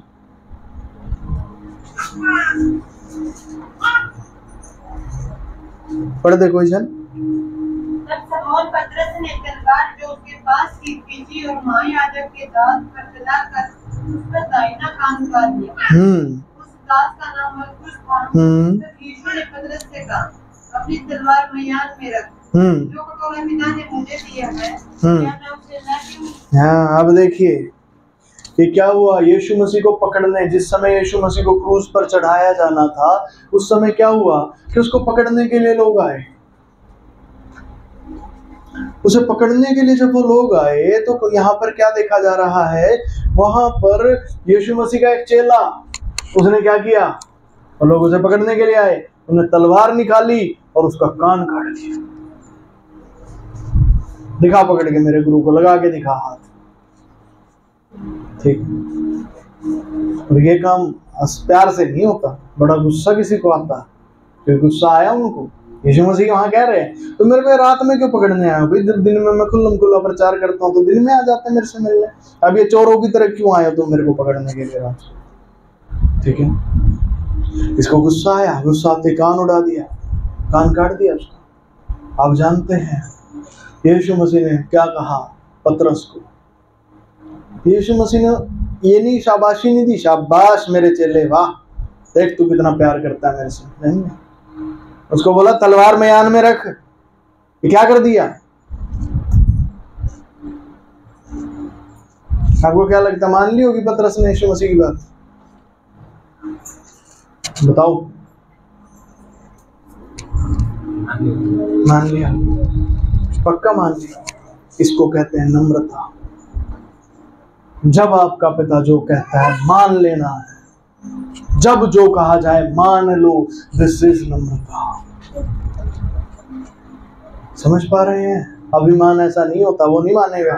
अभिमान कहेगा सर मैं नहीं सुनूंगा, इसने आप पे हाथ कैसे उठा दिया, मैं तो मारूंगा। दिखेगा तो प्यार ही, पर है तो अकड़, है तो घमंड, है तो अभिमान। अभिमान आएगा तो अपमान भी आएगा, पर यहाँ नम्रता है। उसने कहा है अपनी तलवार म्यान में रख, उसने मान ली बात। ये नम्रता होती है बेटे, नम्रता होती है। आपको भी कई बार कितनी ही चीजें आपके जीवन में आपके सामने आएंगी, पर आपको आज्ञा कुछ और मिल जाएगी, आपको प्रभु कुछ और ही कह देंगे, कुछ और ही कह देंगे। आपको उस बात को मानना है बेटे, जो कहा जाए मान ले, जो तेरा प्रभु तुझे डायरेक्ट कर रहा है मान ले। इसको नम्रता कहते हैं। और नम्रता जहां होगी, मैं कहता हूं बुद्धि आ जाएगी, बुद्धि आ जाएगी। बुद्धि क्या है? परमेश्वर का आत्मा है। आपको बुद्धि मिलेगी, आप मजबूत हो जाएंगे, आप मजबूत हो जाएंगे, आप कमजोर नहीं रहेंगे उस जगह पे, आप हारेंगे नहीं। कोई नहीं हरा सकता आपको, हरा के दिखाओ, हो हिम्मत तो हरा के दिखाओ। जब बुद्धि आ जाती है तो फिर ऐसी चीज आती है, अब किसी में दम होता हरा के दिखाओ, किसी में होगा ही नहीं दम। क्यों? परमेश्वर से ताकतवर कौन? और बुद्धि परमेश्वर का आत्मा है। कुछ समझ पा रहे हैं कि नहीं समझ पा रहे हैं? हालेलुया, हालेलुया, ठीक है, हालेलुया, हालेलुया।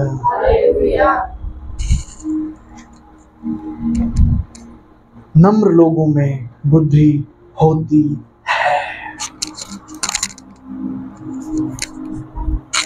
तो कितने इस वचन को आज जानने के बाद ये कहेंगे हमें अभिमानी बनना है, हमें घमंडी बनना है। 1 2 और 2 लोग तो हैं, ठीक है। कितने कहेंगे जी नम्र बनना है, हमें नम्र होना है। हालेलुया, ठीक है जी।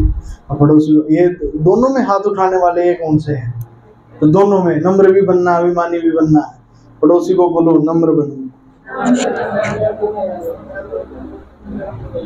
नम्र बनो। हालेलुया, नम्र बनो। परमेश्वर जैसे आपको जिस तरीके से वो लेके चलता है, मानना सीखो, मानना सीखो। हालेलुया। और हो सकता है आपके लिए मुश्किल हो जाए, कैसे इस काम को करें, किस तरीके से करें, और मानना सीखिए, मानना सीखिए। हालेलुया, मानना सीखिए।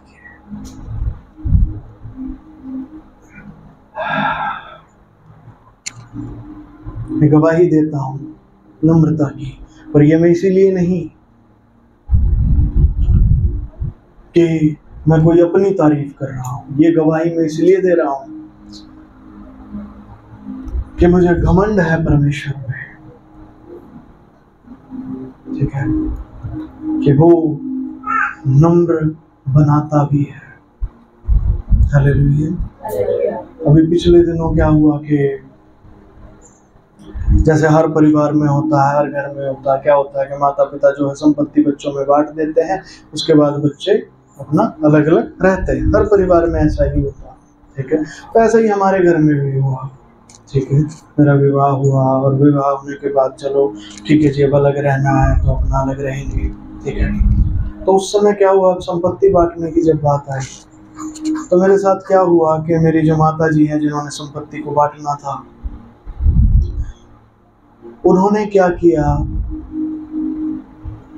मान लीजिए हमारी 10 संपत्ति है, 10 प्रॉपर्टी है, ठीक है। तो 10 में से 8 को छुपा दिया, सिर्फ 2 संपत्ति आगे रखी, और 2 संपत्तियों में से भी क्या किया, ज्यादा मेरे भाई को दे रहे हैं, मुझे नहीं दे रहे, ठीक है। अब जब उन्होंने 10 में से 8 को छुपा दिया, ठीक है, मेरे अंदर क्या बात आई, प्रभु आप ही न्याय करें, ठीक है। अब जब वो 8 में से जो बचे हुए 2 हैं, उन 2 में से भी मुझसे ही छीना जा रहा है, उसमें से भी ज्यादा भाई को ही दिया जा रहा है, तो अब मुझे गुस्सा आने लगा। अब मुझे गुस्सा आने लगा कि प्रभु मैंने तेरे हाथ में सौंपा कि तू मेरा न्याय कर, ये न्याय हो रहा है मेरा। अब गुस्सा आने लगा भाई, क्योंकि आएगा, ठीक है। यहाँ तक कि जितनी चीजें मेरी खुद की थी वो भी मुझसे छीनी जा रही है, मतलब जो मैंने खुद से ही कमाया वो भी छीना जा रहा है मुझसे, और मैं प्रभु को कह रखा है प्रभु आप मेरा न्याय चुकाएं, और ये न्याय मुझे मिल रहा है। मुझे गुस्सा आने लगा, और प्रभु ने पता मुझे क्या कहा, चुप, शांत हो जा, कुछ नहीं। मैं चुप हो गया, शांत हो गया, कुछ नहीं।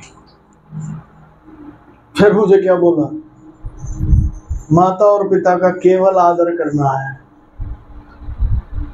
नहीं तो ऐसी बातों में तो लड़ाइयां होती, ऐसी बातों में तो जंग छिड़ जाती है परिवारों में, ऐसी ऐसी दुश्मनियां पैदा हो जाती है जो पीढ़ियों में खत्म नहीं होती।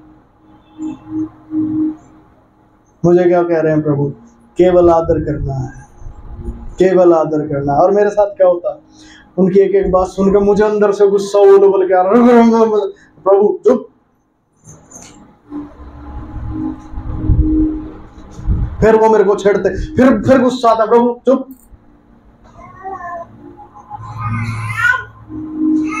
आप समझ पा रहे हैं मेरी बात को, आपके सामने परिस्थितियां उल्टी होंगी।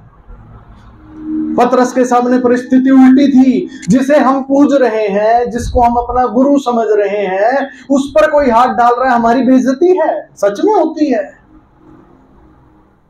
समझ पा रहे हैं? अब आप सब लोग हैं यहाँ पर, वचन सुनते हैं, मैं आपको वचन सुना, कोई अगर मुझे कुछ कहेगा तो आप पहले जाके उसका गला पकड़ेंगे, क्योंकि ये आपकी बेइज्जती हो जाती है कि आपके गुरु को कोई छेड़ रहा है। आप पहले जाके उसको पकड़ेंगे, हाँ भाई मार से मिल पहले, बस ठीक है बाद में बात करना, ठीक है। सिंपल बात है, पतरस ने भी यही किया था, तलवार उठाई काट दिया उसका कान, आगे दिखा, पहले हमसे मिल, हम 12 चेले हैं यीशु मसीह के, पहले हम 12 को पकड़, फिर यीशु मसीह को हाथ लगाना।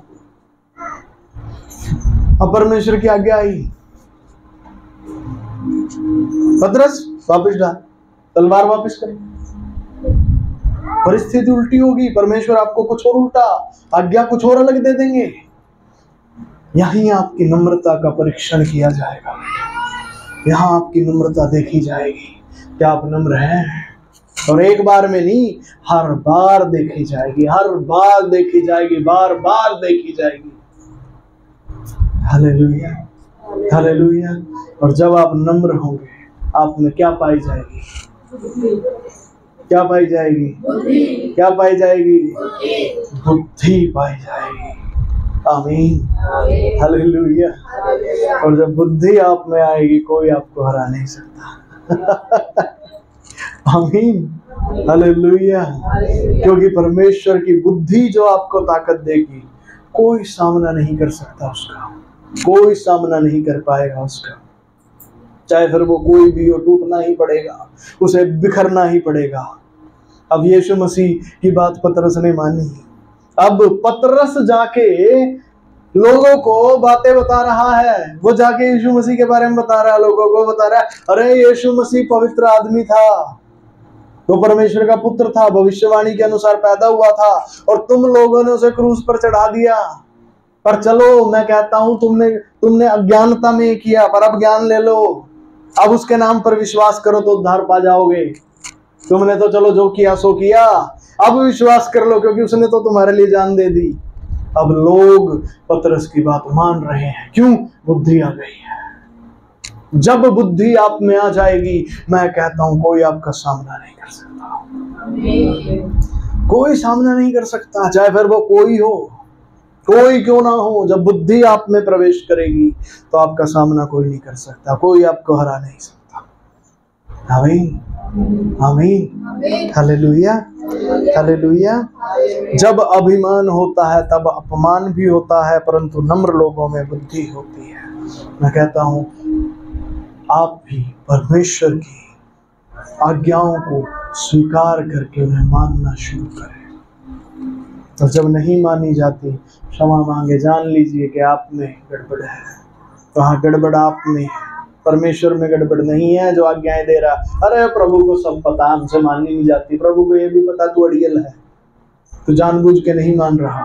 क्षमा मांग उससे और अपने अंदर की इस मैल को धो डाल जो तुझे आज्ञा नहीं मानने दे रहा। Hallelujah, hallelujah. समझ पा रहे हैं मेरी बात को? कितने कहते हैं जी समझ आ रही है? हालेलुया, समझिए इन बातों को। आमीन, ठीक है। किसी का कोई सवाल आज के वचन में? जी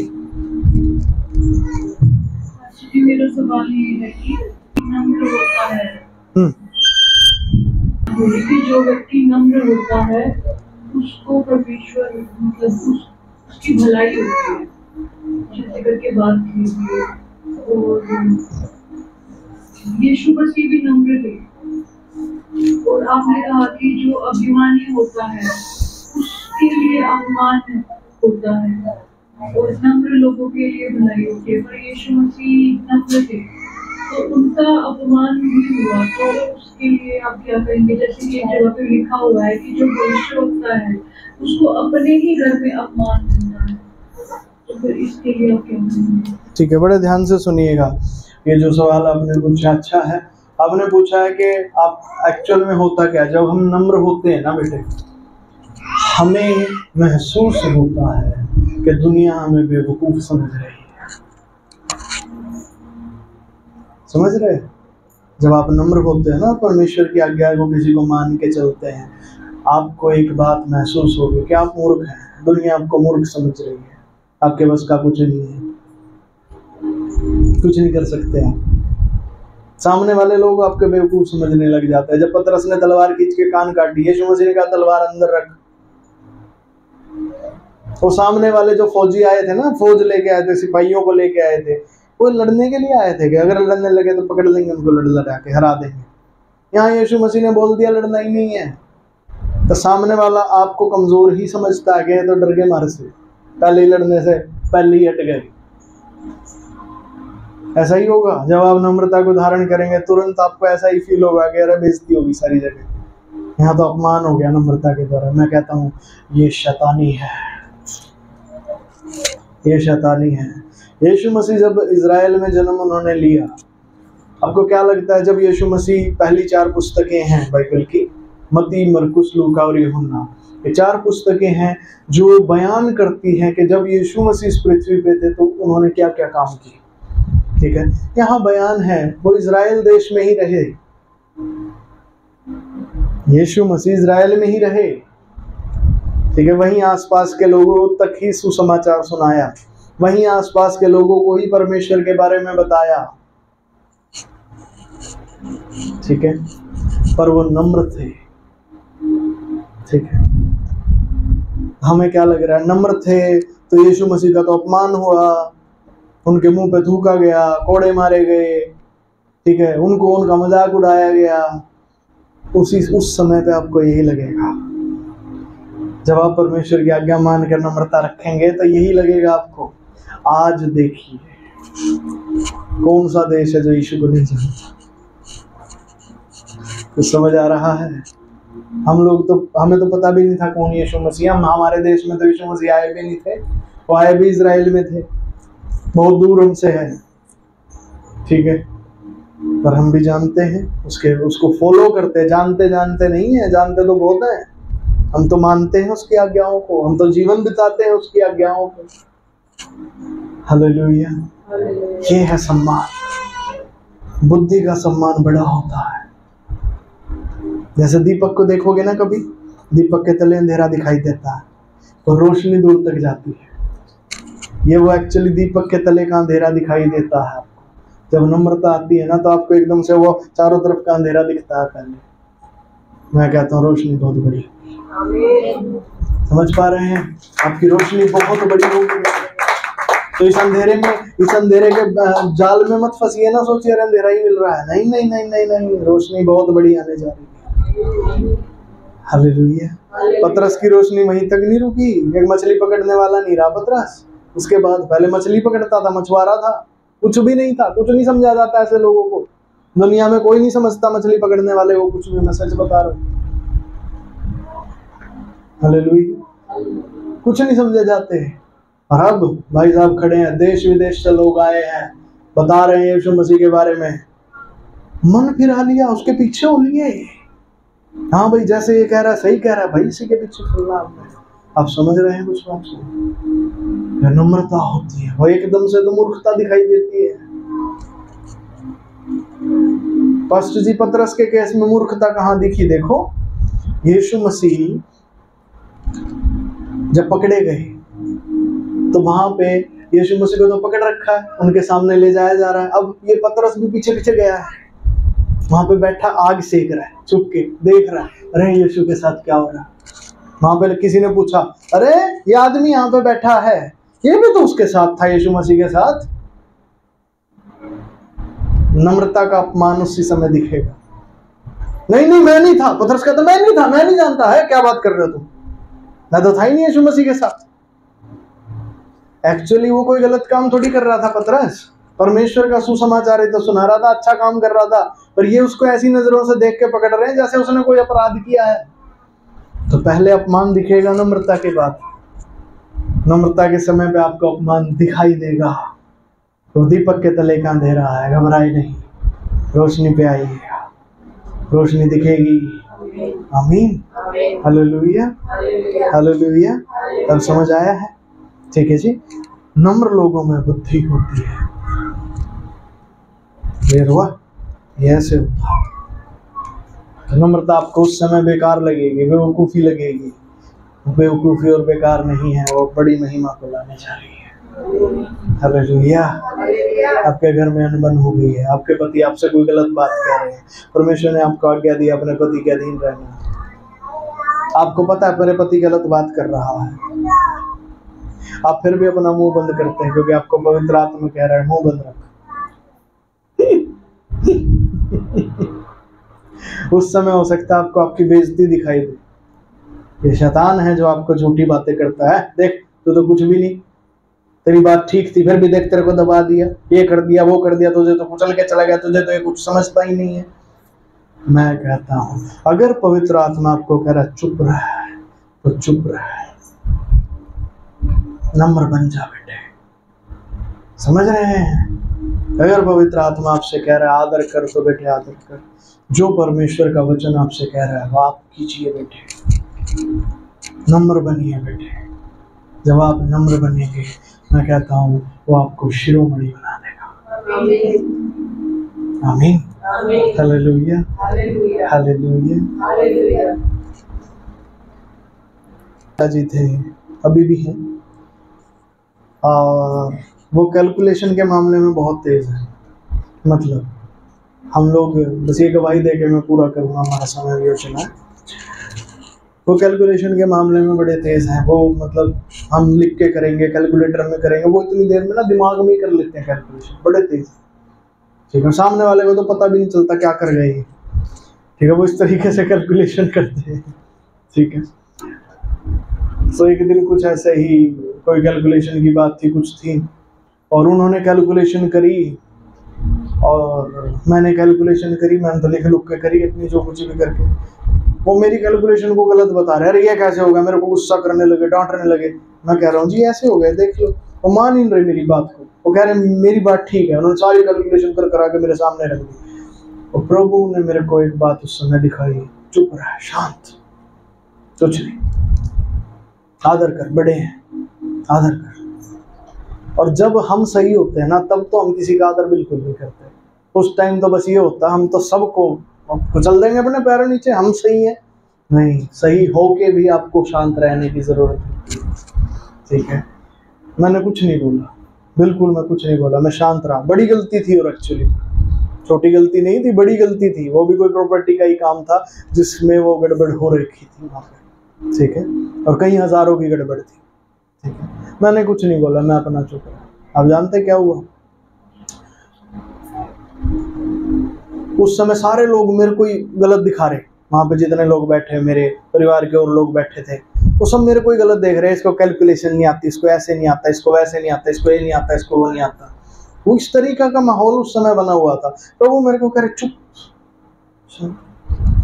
थोड़ी देर बाद मेरे चाचा लोग अपने घर चले गए उठ के। उस समय उन्होंने मेरा मजाक भी उड़ा दिया, कैलकुलेशन नहीं आती, चल कोई नहीं बेटे, अच्छे से लिख के किया कर, ये नहीं वो नहीं। मैं सोच रहा हूँ मेरे को ही गलत करा रहे। ठीक है, वो दीपक के तले का अंधेरा है, वो दिखेगा उस समय। थोड़ी देर बाद तकरीबन 3 से 4, 5, 6 घंटे या पता नहीं, शायद अगले दिन, अब एग्जैक्ट मुझे याद नहीं, अंकल का फोन आता है। तो कहते हैं हाँ गड़बड़ है बेटे, तू सही कह रहा था। आप समझ रहे हैं? और उस दिन के बाद से अब तक वो चाचा, वो चाची, उनकी नजर में जो मेरी इज्जत थी वो पहले से बढ़ गई, बढ़ गई। अपने आप बढ़ गई, मुझे कुछ नहीं करना पड़ा। मैंने सिर्फ वो किया जो मेरे परमेश्वर ने मुझे करने की आज्ञा दी थी। उन्होंने मुझे कहा था आदर करना है, नहीं करना, बड़े को करेक्ट नहीं करना। आपके बड़े गलत कर रहे हैं, करने करने दो, उनको आपने करेक्ट नहीं करना जाके। उस दिन वो आज्ञा मेरे पास आई थी, उस दिन वो आज्ञा आई थी मेरे पास। ठीक है, तो ऐसे परमेश्वर की महिमा होती है जब आप नम्र हो जाते हैं बेटे। चाहे आप सही हैं, चाहे आप गलत हैं, आप परमेश्वर की आज्ञा को मानिए बेटे, वही सब कुछ है। ठीक है, और कोई सवाल अगर किसी का है तो पूछ सकते हैं।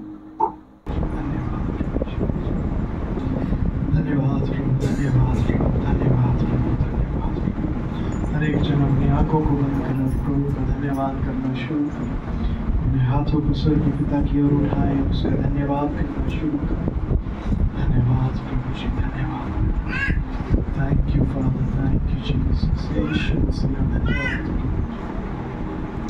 धन्यवाद मेरे प्यारे प्रभु, धन्यवाद प्रभु, धन्यवाद मेरे प्यारे प्रभु, धन्यवाद। Thank you Lord Jesus, thank you father, thank you Jesus. यीशु मसीह आपका धन्यवाद प्रभु जी, आपका धन्यवाद मेरे प्यारे, धन्यवाद प्रभु जी, धन्यवाद। क्षमा चाहते हैं प्रभु, क्षमा चाहते हैं प्रभु, पिछले दिनों के अभिमान के लिए, इन सारी मूर्खता के लिए जो हमने की प्रभु, आपके समक्ष आके भी प्रभु हमने खुद पर अभिमान किया, शैतान पर अभिमान किया, लोगों पर अभिमान किया, समाज पर अभिमान किया, यहाँ की व्यवस्थाओं पर घमंड किया, धन पर घमंड किया। अन्य चीज़ों पर जो यहाँ पर बड़ी समझी जाती है, हमने उनको बड़ा समझा और आपकी बात को तुच्छ समझा। हमें क्षमा करें, क्षमा कीजिए मेरे और अपने लहू से हमें धो दीजिए। क्षमा करें प्रभु यीशु और अपने लहू से धो दीजिए प्रभु। हमने आपकी बात को, आपके कामों को, आपकी चीज़ों को तुच्छ जाना और प्रभु अन्य चीज़ों के लिए ही जीते रहे, अन्य चीज़ों को ही दिमाग में रखा। प्रभु क्षमा कीजिए, क्षमा कीजिए और अपने लहू से धो दीजिए। मेरे साथ एक अंगीकार करें, जो चाहते हैं कि वो प्रभु से क्षमा मांगना चाहते हैं और प्रभु से सामर्थ्य चाहते हैं और प्रभु के साथ उसकी आज्ञाकारिता में ही आगे बढ़ना चाहते हैं, मैं आपसे कहता हूँ मेरे साथ ही अंगीकार करें और अपने दिल से भी और अपने होठों से, हे प्रभु यीशु मसीह, मैं अभिमानी हूँ, मैं अभिमानी हूँ, मुझे क्षमा करें।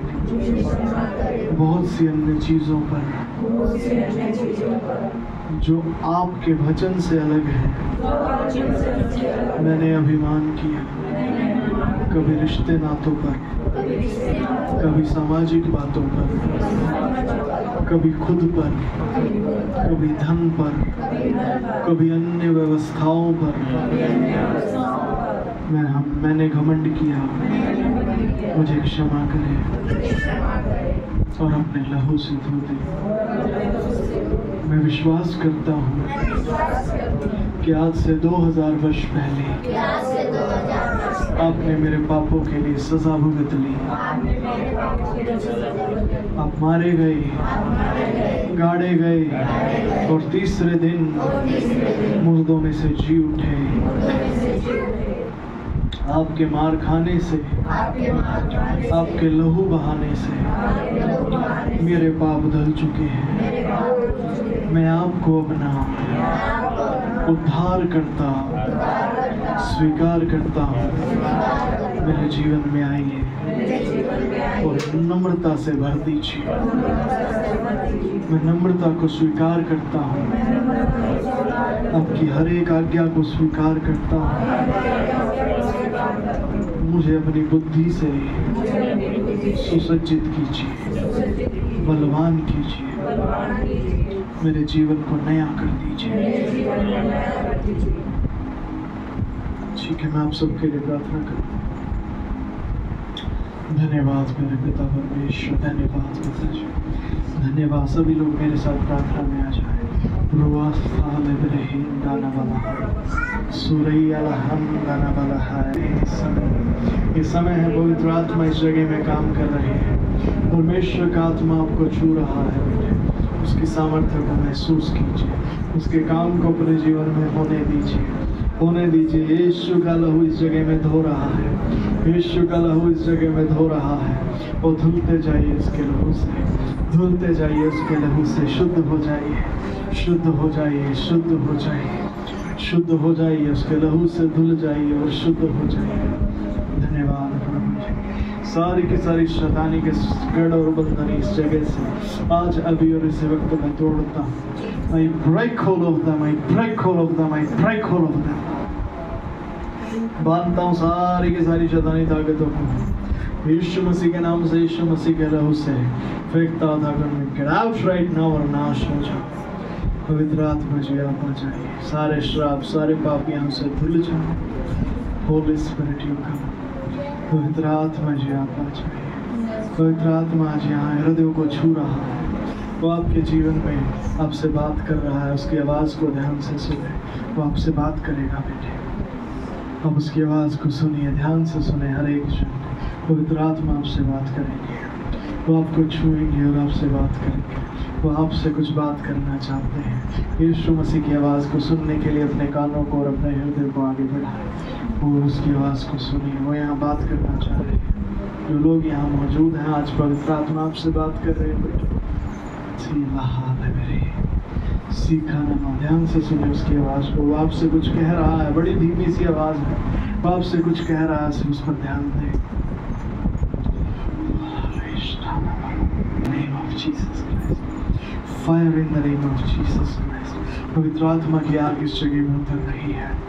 Fire right now, fire in the name of Jesus Christ. Fire आपके शरीर में, आपके जीवन में जो पुरानी बुरी लत है वो जल रही है। Fire in the name of Jesus Christ, fire in the name of Jesus Christ. नशे की लत आपके घर में, आपके परिवार में वो जल रही है। Fire in the name of Jesus Christ, fire in the name of Jesus Christ.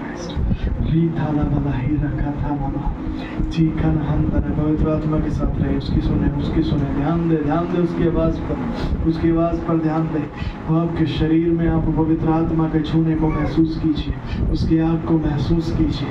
ओ रबंदन वाला शीलहा रबाथा नमा रहे, ठीक हला। पवित्र आत्मा आपसे कह रहा है, बेटे मैं सब ठीक कर दूंगा, मुझ पर विश्वास कर, मैं सब ठीक कर दूंगा, मुझ पर भरोसा कर, मुझ पर भरोसा कर और मेरे पीछे हो दे, मुझ पर भरोसा कर और मेरे पीछे हो दे। छोड़ दे सब कुछ, छोड़ दे सब चीज़ों को, छोड़ दे सब बातों को।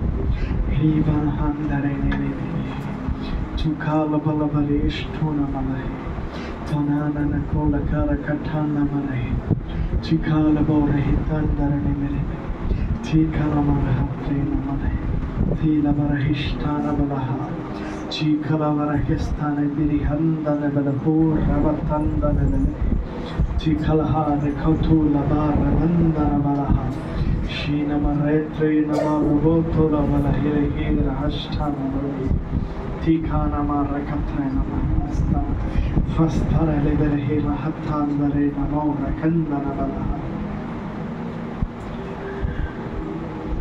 धन्यवाद, धन्यवाद। बहुत साल पहले प्रभु की एक सेविका थी, उनका नाम था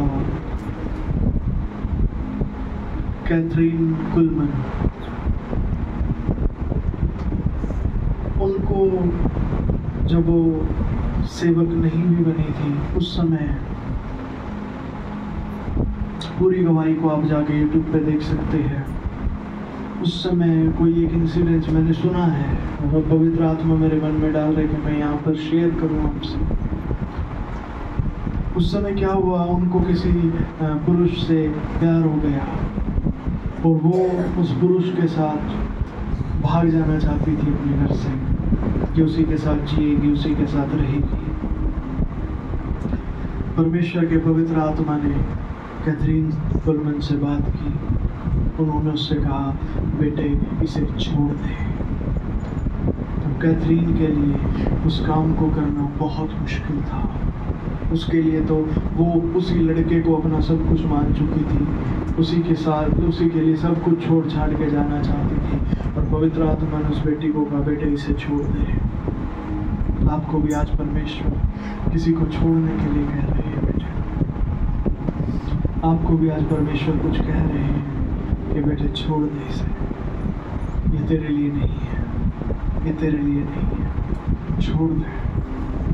आप जानते हैं, परमेश्वर की बात को सुन के कैथरीन कुलमन ने अपना मन फिराया और वो छोड़ आई उसको। उसने उसके साथ भाग जाना था, वो छोड़ आई उसको और आके परमेश्वर की सेवा करने लगी। और परमेश्वर ने कैथरीन कुलमन को इतनी ऊंचाइयों पर पहुंचाया कि उस बेटी के द्वारा कितने ही लोगों को परमेश्वर ने छुआ, कितनी ही जिंदगियों को, कितने ही घरों को, कितने ही परिवारों को परमेश्वर ने बचा लिया। आपके जीवन में भी परमेश्वर की एक बड़ी योजना है और आज पवित्र आत्मा आपको कुछ चीजों को छोड़ने के लिए कह रहे हैं। उसके आवाज को बड़े ध्यान से सुने। वो चाहते हैं कि आपको इस्तेमाल करें बहुत से अंधकारों को हटाने के लिए। आप सोच रहे होंगे अपने मन में, अरे अभी तो मेरे ही जीवन में बहुत से अंधकार हैं। आपसे कहता हूँ, आपका परमेश्वर अंधकार को खत्म करने वाला बनाएगा। वो आपको ऐसा बनाएगा कि अंधकार और बुराई आपसे डरेंगी। जहाँ कहीं आप होंगे, आपके आने से पहले ही ओह बुराइयां वहां से निकल कर चली जाएंगी, बीमारियां आपसे डरने लगेंगी, दिक्कतें आपके रास्ते में खड़े होने से भी कांपेंगी। परमेश्वर आपको वो बनाना चाहते हैं, उसकी इच्छा आपके जीवन के लिए बड़ी है। परमेश्वर चाहते हैं, मेरे बेटे जो काम मैं करता हूँ वो तू भी करे,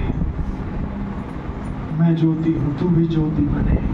और आपको परमेश्वर आज कुछ लोगों को छोड़ने के लिए कह रहे, कुछ चीज़ों को छोड़ने के लिए। मैं कहता हूँ उस बात को सुनकर मान लीजिए बेटे, आपके जीवन में आकर आप एक बहुत बड़ी गवाही देने वाले बनेंगे। एक बड़ी गवाही आपके जीवन में तैयार होगी। कैथरीन कुलमैन की मीटिंग में एक शख्स आया, उसका नाम था बेनी हिन। आप शायद जानते होंगे। बेनी हिन बोलते हुए भी अकलाते थे। परमेश्वर ने बेनी हिन को वो अभिषेक दिया कि आज बेनी हिन जब किसी सभा में होते हैं, किसी जगह पर जाते हैं, लाखों की भीड़ उनके सामने होती है। पवित्र आत्मा ने उनके द्वारा बहुत बड़े बड़े कामों को किया, और वो कैथरीन कुलमैन की वजह से। समझ रहे हैं? पवित्र आत्मा आपको इस्तेमाल करना चाहता है बेटे। वो चाहता है कि आप का जीवन बुराई के लिए नहीं, व्यर्थ बातों में नहीं, दुनिया के फालतू चाल चलन में नहीं, परंतु परमेश्वर के लिए इस्तेमाल हो। आज उसकी आवाज को सुनिए बेटे, आज उसकी आवाज को सुनिए। धन्यवाद। Thank you, thank you Jesus. धन्यवाद पवित्र, धन्यवाद प्रभु जी। आपकी बुद्धि और समस्या भरने, आपकी नम्रता यहाँ उडेल दी जाए, आपकी सामर्थ्य यहाँ उडेल दी जाए, आपकी आग से शुद्धिकरण यहाँ कर दिया जाए, पवित्रता यहाँ पर आ जाए, बढ़ोतरी, ग्रोथ एंड मल्टीप्लिकेशन यहाँ पर आ जाए। जिन किसी के जीवन में धन की समस्या चल रही है, प्रभु आप उनकी बुद्धि को खोलिए कि वो आपके राज्य के लिए बोना शुरू करें। दान दशमांश भली वस्तुओं में सिखाने वाले को सहभागी करना और भेंट देना शुरू करें प्रभु, ताकि वो देखें कि ऐसा करने से कैसे आशीष उनके ऊपर आती है। और प्रभु वो बोना सीख जाए, और प्रभु वो काटना भी सीख जाए। वो आपकी आशीष निरंतर उनके जीवन में फलती रहे प्रभु। आपकी शांति उनके जीवन में आ जाए। जो कोई झगड़े और कलेश से जूझ रहा है, आपकी शांति से भर जाए प्रभु। उनके घरों में शांति आ जाए, स्थिरता आ जाए प्रभु। जो किसी दिक्कत में है, बीमारी में, तकलीफ में है, वो बीमारी चंगी हो जाए, वो छूट जाए अपनी बीमारी से। सारी दिक्कतें आपकी क्रूज पर चली जाए, और आपकी धार्मिकता यहाँ उनके जीवन में प्रकट हो। यीशु मसीह के नाम से वो आपके राज्य के लिए फल लाए। आपने ऐसा कर दिया, मैं यकीन करता हूँ यीशु मसीह के नाम से। आमीन, आमीन। किसने परमेश्वर की पवित्र आत्मा को महसूस किया? किस किस से बात की इस समय में? क्या किसी से बात की परमेश्वर ने? हालेलुया। प्रभु आपको और आशीष दे, प्रभु आप सभी को आशीष दे। आमीन।